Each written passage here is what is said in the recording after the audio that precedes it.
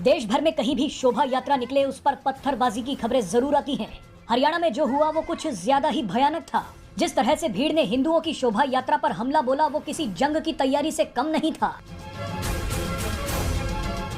हरियाणा के नूह में सोमवार के दिन हिंदू संगठनों द्वारा निकाली जा रही शोभा यात्रा पर हमला हो गया। जमकर पत्थरबाजी की गई, सैकड़ों गाड़ियों को आग लगा दी गई। आपको बता दें कि इलाके के शिव मंदिर में जलाभिषेक करने के बाद जब यात्रा आगे बढ़ रही थी तो कुछ लोगों को ये पसंद नहीं आया। शोभा यात्रा पर अटैक कर दिया गया। हिंदू संगठनों का कहना है कि उन्होंने इस यात्रा की जानकारी महीनों पहले ही प्रशासन को दे दी थी, लेकिन इसके बावजूद उन पर हमला कर दिया गया। कई लोगों का मानना है कि ये राज्य सरकार का इंटेलिजेंस फेलियर था। जिस तरह से विशेष भीड़ ने शोभा यात्रा पर हमला किया वो कई दिनों की तैयारियों के बिना हो ही नहीं सकता। सोशल मीडिया पर लगातार इस शोभा यात्रा के खिलाफ धमकियां दी जा रही थीं। पूरी आशंका जताई जा रही थी कि हिंदुओं की इस शोभा यात्रा पर हमला हो सकता है, और हुआ भी वही।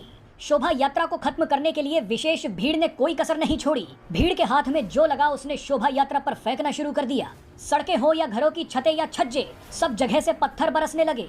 जिस रफ्तार से शोभा यात्रा पर पत्थर बरस रहे थे वो गोलियों से कम नहीं थे।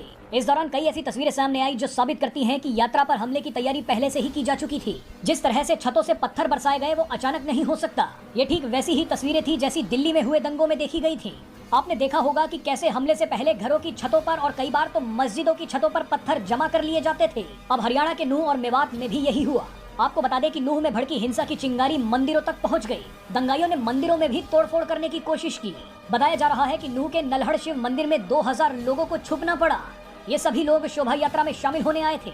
दंगाइयों की भीड़ इतनी बेकाबू थी कि उन्होंने मंदिर के आसपास के घरों पर भी पत्थरबाजी करनी शुरू कर दी।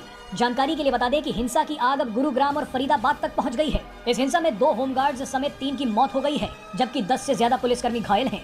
इलाके में कर्फ्यू लगा दिया गया है और इंटरनेट को रोक दिया गया है। लेकिन यही कदम अगर प्रशासन पहले उठा लेता तो इस हिंसा की नौबत ही नहीं आती।